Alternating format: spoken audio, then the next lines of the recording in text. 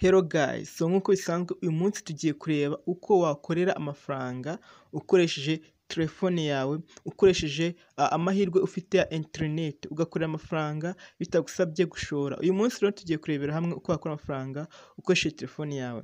Murabona ko ndi muri telefone yanjye ndayifunguye. Ikintu cya mbere ngiye gukora ni ukujya kuri application yitwa Play Store. Play Store abantu benshi murayimenyereye, ni application mujyaho mugakuraho izindi application.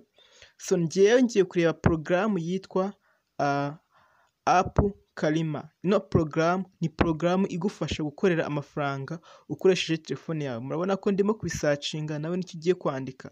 Ino porogaramu rero ni porogaramu yizewe, ujyamo ugakorera amafaranga. Iyi ngiyi ntabwo igusaba gushora amafaranga na make, gusa uko uyitaho umwanya uyikoresha niko ukorera amafaranga. Mubyumve neza, ino application irizewe. Murabona ko abantu miliyoni 5 bamaze kuyidownloadinga kandi bayikoresha. Ikintu ukora rero ni ukuyidownloadinga. Murabona ko ngiye mise nyifungura, numara kuyinstalla ifungura. Murabona ko irimo ibintu bitandukanye, irimo izindi application barimo kutubwira ngo downloading, ibyo bita ama offers. Ibi ngibi ngiye kubigusobanurira. Murimo kubona ama point, ano ama point ntabwo ari amafaranga, ariko ano ma point niyo mafaranga kuko niyo uvunjamo amafaranga kugeza igihe akugereye kuri mobile money yawe ukayabikuza. Murabona ko batubwiye ngo nitudownloadinga application. Aha ngaha barimo kutubwira ngo nidukurikire, barimo kutubwira nk'urugero kudownloadinga application bahita baduha ama point. Murabona ko niba kugenda zikoraho mbereka ama point baguha. Ibi ngibi nawe uraza kubigerageza numara kudownloadinga bamaze gukoresha ino application. So ngiye ndimo kukwereka uburyo uyikoresha.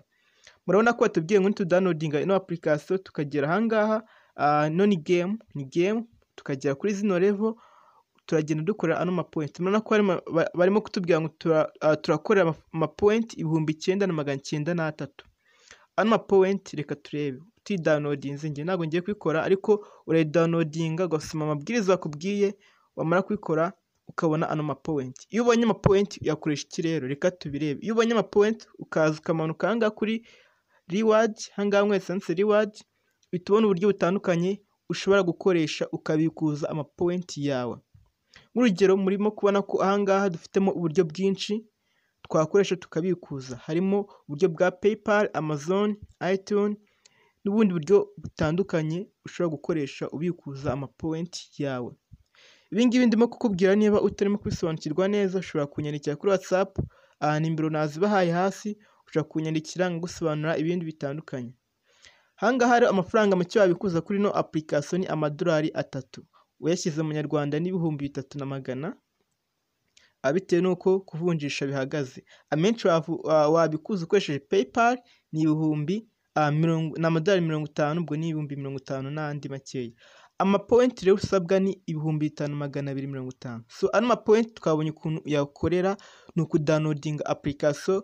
Amabwiriza nk'urugero nk'iyi ngiyi wabonye ko barimo kuduha 9,993, kandi kubikuza n'ama point 5,000 tukaba tubikuje amadolari 3. Ni ukuvuga ngo udownloadinze iriya application yonyine ukayikoresha kuri aba bikubwiye, ushobora guhita ubikuza amafaranga agera mu 3,000 cyangwa se 4,100 bitewe n'ama point dufite aha ngaha kubikuza kuri PayPal. Aha ngaha rero harimo ubundi buryo butandukanye wakora amafaranga nko gutumira abantu, nabyo uzagenda ubyiga cyangwa se nyandikire mbigusobanuye byose.